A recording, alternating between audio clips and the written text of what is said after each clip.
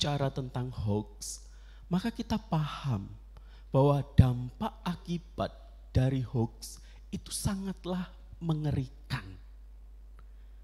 Maka tidak heran saya temukan sebuah tulisan yang menyatakan seperti ini.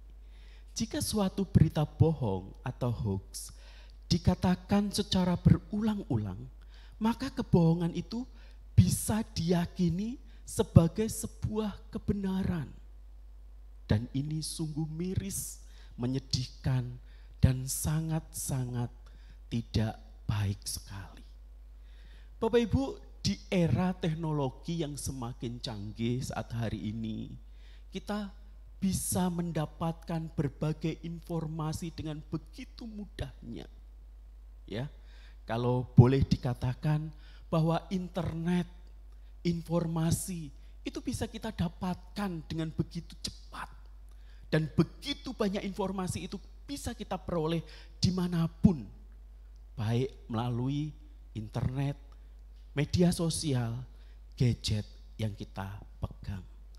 Tetapi Bapak Ibu, tidak semua yang kita baca di internet itu benar adanya.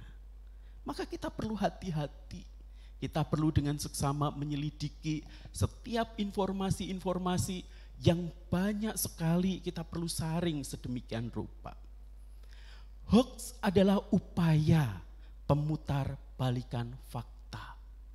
Melalui proses pembacaan dengan informasi yang meyakinkan, tetapi tidak dapat diverifikasi. Ini adalah hoax Bapak Ibu. Sebuah informasi yang tidak benar. Tetapi seringkali informasi itu begitu meyakinkan kita. Seolah-olah kemudian kita merasa, wah ini sesuatu informasi yang benar nih. Dan seringkali dengan begitu cepatnya kita share melalui jari kita.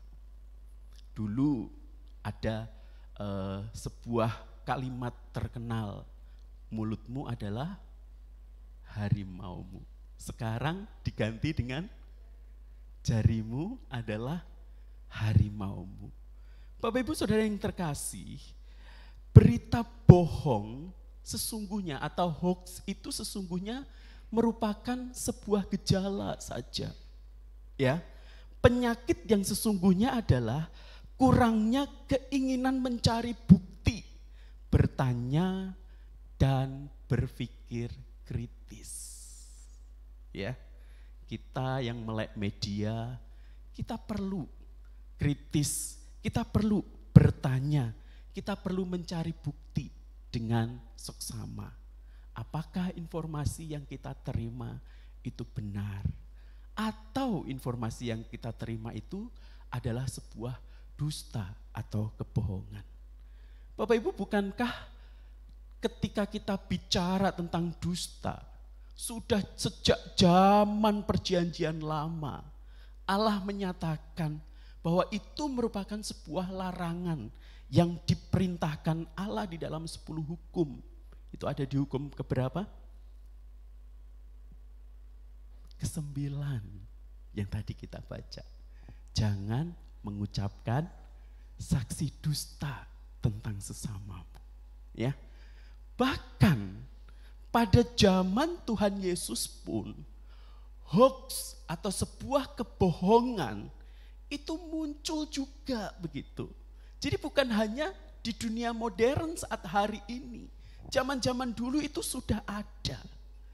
Kalau kita memperhatikan perikop yang kita baca, sesungguhnya juga berbicara tentang sebuah hoax, sebuah kebohongan. Maka LAI memberikan judul di situ, dusta mahkamah agama. Ya, Bapak Ibu, kalau kita ingin mempelajari bagian ini, itu tidak bisa dilepaskan dari perikop sebelumnya, yaitu tentang kebangkitan Tuhan Yesus.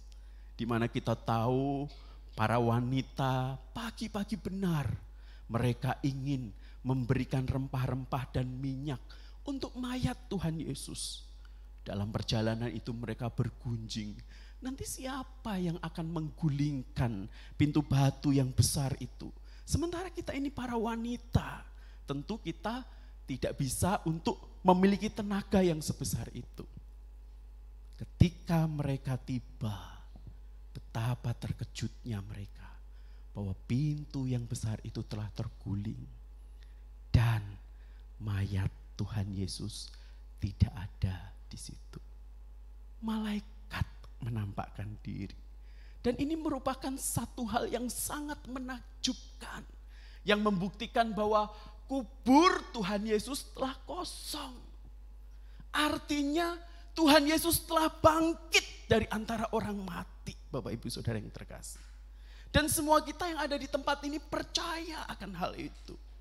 Dan bukankah ini merupakan kabar yang sangat menggembirakan?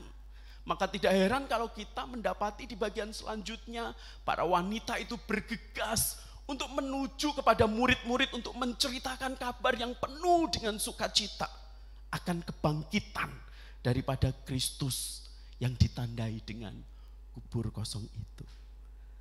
Tetapi di sela-sela para wanita itu mau datang kepada murid-murid Tuhan Yesus, para serdadu ternyata juga mereka mendatangi para imam kepala. Serdadu ini kan seharusnya di bawah pemerintahan Romawi. Kenapa kemudian mereka berada atau berjumpa dengan para imam? Tentu saja kalau kita memahami bagian ini dan membaca bagian-bagian selanjutnya, bahwa kasus tentang kematian Tuhan Yesus itu ketika serdadu itu menjaga, otoritas diberikan kepada para imam untuk memastikan bahwa Tuhan Yesus dikuburkan di situ. Karena apa? Ada sebuah isu nanti kalau tidak dijaga, mayat Tuhan Yesus akan dicuri oleh murid-muridnya. Bapak Ibu Saudara yang terkasih, hal yang perlu kita perhatikan di sini, serdadu dan para wanita menyaksikan kejadian yang sama. Itu artinya sesungguhnya mereka akan mengutarakan sebuah kesaksian yang seperti yang mereka lihat. Dan mereka sebenarnya melakukan itu. Tetapi yang terjadi kemudian kita tahu bahwa para serdadu-serdadu ini mereka tunduk di bawah apa yang dikatakan oleh para imam. Sebuah hoax diberitakan di sana. Sebuah kebohongan sedang dirancangkan di situ. Bapak Ibu Saudara yang terkasih, sebagai saksi mata peristiwa kebangkitan Yesus, seharusnya para serdadu menjadi percaya kepada Yesus dan menyesali perbuatan mereka yang telah membunuh Yesus. Ya, kalau logika berpikirnya kamu tahu kamu telah berbuat salah dan kamu melihat itu sesuatu yang benar, harusnya kamu menyesal, begitu kan? Tetapi mereka lebih memilih setuju memutar balikkan kebenaran dengan berita hoax yang menyatakan bahwa jenazah Yesus telah dicuri oleh para murid.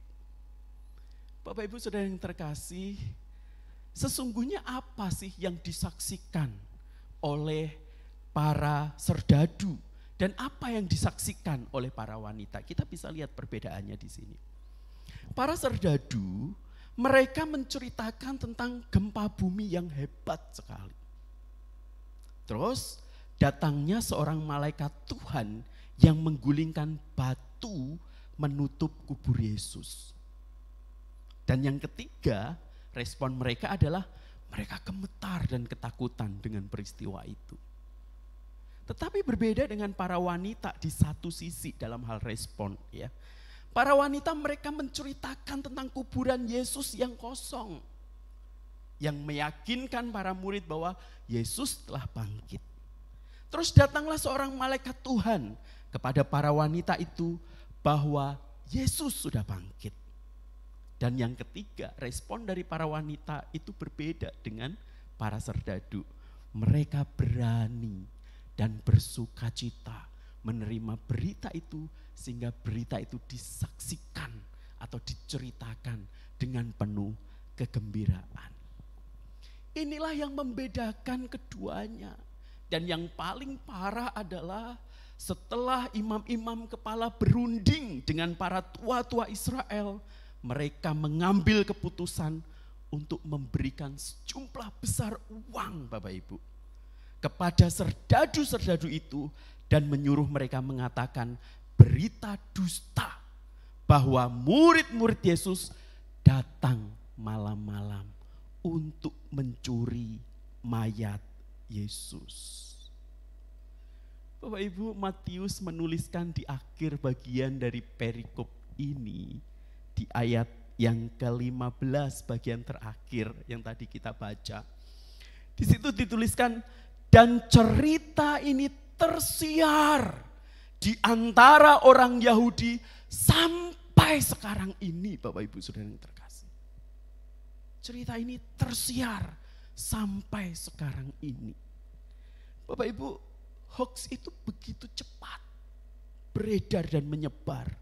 Seperti virus COVID-19 yang tiba-tiba udah nyampe Indonesia dan kita waktu itu lagi raker ya Bu Desi ya. Masih inget Madam Mega tuh dari aku datang enggak ini katanya. Begitu cepatnya virus itu menyebar begitu ya. Dan dengan gampangnya dipercayai oleh orang-orang Yahudi. Bapak Ibu, kalau kita melihat apa yang dilakukan oleh para imam dan para serdadu, sesungguhnya hoax ini adalah sebuah kemustahilan. Kenapa dikatakan begitu? Karena yang pertama, penjaga-penjaga itu pasti banyak. Ya, tidak mungkin semuanya tidur. Apalagi pada zaman itu kalau penjaga menjaga orang tahanan dan orang tahanan itu sampai lari, maka yang terjadi apa? Penjaganya bakalan dihukum mati. Iya dong, kamu gak bisa bertanggung jawab dengan tugas yang diberikan kepadamu. Itu yang pertama. Yang kedua, kalau memang mayat Yesus hilang karena dicuri, maka pastilah pencurinya membawa mayat Yesus beserta kain kafannya. Bapak Ibu, orang Yahudi kalau memberikan kain kafan itu berlilit-lilit loh. Jadi kalau untuk melepaskan lilitan itu bukan hal yang mudah. Tidak mungkin pencuri itu mau berlambat-lambat dan membuang waktu untuk melepas kain kafan, lalu meninggalkannya di dalam kubur. Tetapi kenyataan yang ada adalah kain kafan itu tertinggal di dalam kubur. Yang ketiga Bapak Ibu, kalau para penjaga tidur, dari mana mereka tahu bahwa murid-murid yang mencuri mayat itu? Loh, aku tidur. Iya, itu murid-muridnya yang mencuri lah, aku tidur. Saudara, juga kalau toh mereka akhirnya bisa tahu bahwa pencuri mayat itu adalah murid-murid, mengapa mereka tidak mencari murid-murid itu untuk mendapatkan mayatnya kembali? Ya kan? Mengapa itu tidak dilakukan? Berita dusta yang mereka rancangkan itu sesungguhnya juga beresiko bagi serdadu. Seperti yang saya katakan tadi, mereka bisa dihukum mati. Mereka ditugaskan untuk menjaga kubur Yesus yang ditutup batu besar dan diberi meterai oleh kekaisaran Romawi. Jika ada orang yang membuka kubur itu dan mencuri mayat Yesus, hal itu berarti mereka gagal di dalam menjalankan tugas. Dan tentu hukuman bagi seorang yang gagal di dalam menjalankan tugas adalah kematian. Tetapi Bapak Ibu, imam-imam kepala memberikan jaminan bahwa mereka yang akan berbicara dengan wali negeri, sehingga para serdadu tersebut tidak beroleh kesulitan apa-apa. Bapak Ibu, hoax, dusta, berita bohong itu bisa dirancangkan sedemikian rupa. Bisa dirancangkan sedemikian rupa. Dan kita tahu para serdadu itu menerima sejumlah uang yang diberikan oleh para imam itu. Tentu ini bukanlah peristiwa pertama. Ada peristiwa-peristiwa yang lain. Para imam memakai uang untuk melakukan sesuatu yang tidak benar pada waktu itu. Bapak Ibu Saudara yang terkasih, lagi-lagi kita dapati bahwa dalam hal ini para imam telah melakukan sesuatu yang tidak sepatutnya dilakukan. Mereka bersekongkol untuk membuat sebuah dusta bersama para serdadu itu. Maka tidak heran kalau kita dapati di bagian terakhir Bapak Ibu, akibat dari hoax berita palsu ini, di situ dituliskan seperti yang tadi saya katakan, dan cerita ini tersiar di antara orang Yahudi sampai sekarang ini.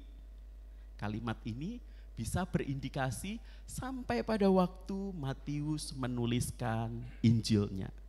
Tetapi lebih dari itu, William Hendrickson mengatakan di dalam tafsirannya bahwa sampai abad 20 cerita itu masih banyak beredar dan dipercayai di kalangan orang Yahudi. Sampai abad 20 dan sampai sekarang di Pontianak pun ada beredar seperti itu. Tidak percaya Kristus, kalau ibadah juga tidak mau menyebut nama Tuhan Yesus dan lain sebagainya. Bapak Ibu Saudara yang terkasih, bisakah kita bayangkan betapa hebatnya pengaruh dari ajaran sesat tersebut?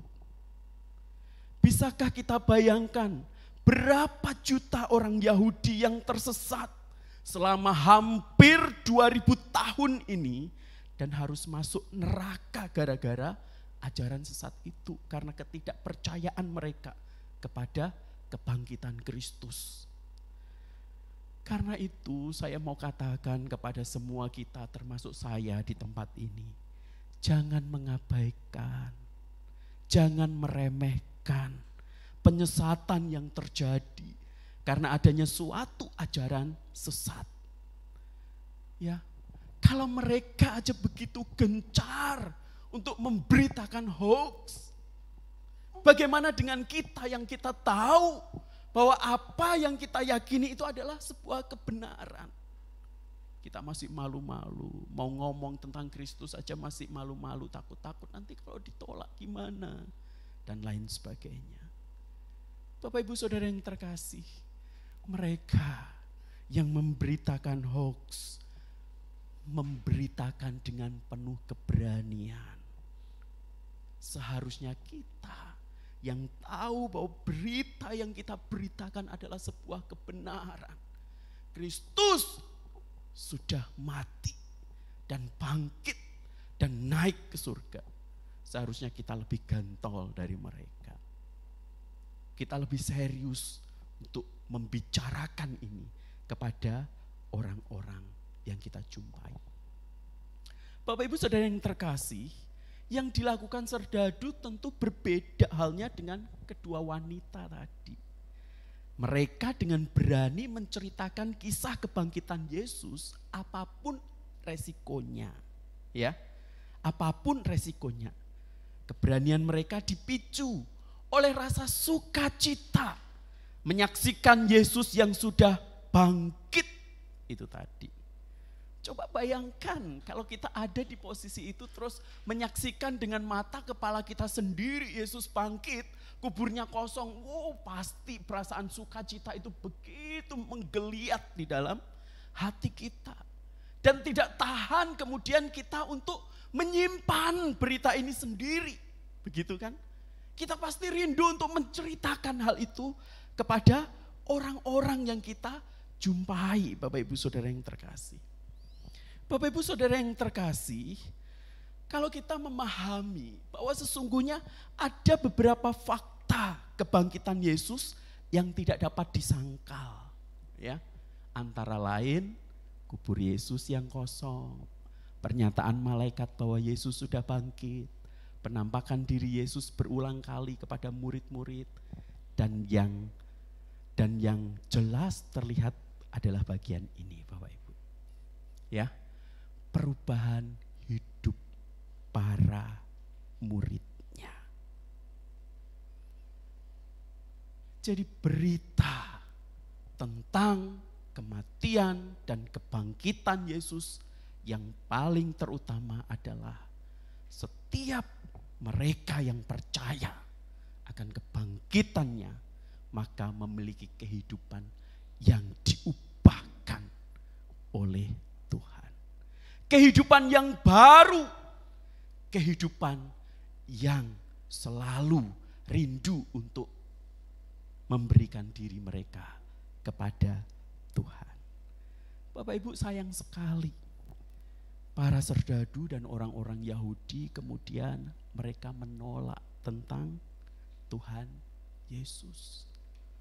Maka kalau saya boleh katakan kepada kita, Lukas 16 ayat 31 dicatat. Kata Abraham kepadanya, jika mereka tidak mendengarkan kesaksian Musa dan para nabi, mereka tidak juga akan mau diyakinkan, sekalipun oleh seorang yang bangkit dari antara orang mati. Bapak Ibu Saudara yang terkasih, para nabi, Musa itu memberitakan tentang Kristus. Dan bahkan Kristus sendiri menyatakan dirinya. Apabila kita mendapati orang-orang tidak mau menerima dan percaya kepada Kristus, maka kesaksian ini pun tidak akan pernah mengubahkan kehidupan mereka. Kita di tempat ini, saya yakin kita percaya kepada Kristus. Kita di tempat ini, saya yakin kita mengakui bahwa kubur kosong adalah bukti kebangkitan Tuhan Yesus. Kita mengakui bersama bahwa Kristus telah bangkit untuk menyatakan kemenangannya bersama dengan kita. Bapak Ibu Saudara yang terkasih, Yesus yang bangkit telah mengubah hidup banyak orang, termasuk saudara dan saya. Murid-murid yang putus asa diubah menjadi orang-orang yang penuh pengharapan. Ya, tidak ada pengharapan yang begitu indah selain kita temukan di dalam kebangkitan Kristus. Maria Magdalena yang menangis di kubur Yesus diubah menjadi orang yang penuh sukacita memberitakan kebangkitan Yesus. Petrus yang pernah menyangkal Yesus diubah menjadi pengkhotbah yang mempertobatkan 3.000 orang dalam satu kali khotbah.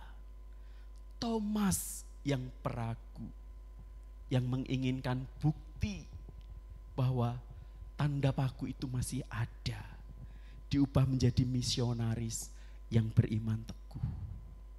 Saulus, Bapak Ibu, si penganiaya jemaat, diubah menjadi Paulus, sang pemberita Injil yang merintis banyak gereja. Dan ada begitu banyak tokoh-tokoh yang lain sepanjang perjalanan kekristenan sampai hari ini, termasuk saudara dan saya yang tadinya pendurhaka, kurang ajar, tidak tahu diri. Kita pun telah diubah menjadi pribadi-pribadi yang menjadi berkat bagi banyak orang. Yesus sudah bangkit. Dusta atau hoax, Mahkamah Agama tidak dapat menutup fakta kebangkitan Yesus. Kebangkitan Yesus telah mengubah kehidupan para murid-muridnya. Yesus yang sudah bangkit meneguhkan iman setiap orang yang percaya kepadanya. Yesus yang sudah bangkit merubah cara berpikir, hati, dan kehidupan kita. Pertanyaannya buat kita yang ada di tempat ini, apakah kebangkitan Yesus juga membawa dampak dan perubahan yang baik dalam kehidupan saudara dan saya? Jawabannya pasti iya. Mari kita hidupi itu setiap hari di dalam kehidupan kita, di dalam perubahan perjalanan kita untuk kemudian kita mengiring Tuhan Yesus. Fakta sesungguhnya adalah Yesus sudah bangkit. Tetapi andai kata Kristus tidak dibangkitkan, maka sia-sialah pemberitaan kami dan sia-sialah juga kepercayaan kamu. Tetapi realitanya adalah Yesus sudah bangkit. Jadi faktanya adalah Yesus sudah bangkit. Karena Yesus sudah bangkit, ada pengharapan hidup kekal bagi setiap orang yang percaya kepadanya dan menerimanya sebagai Tuhan dan Juru Selamat.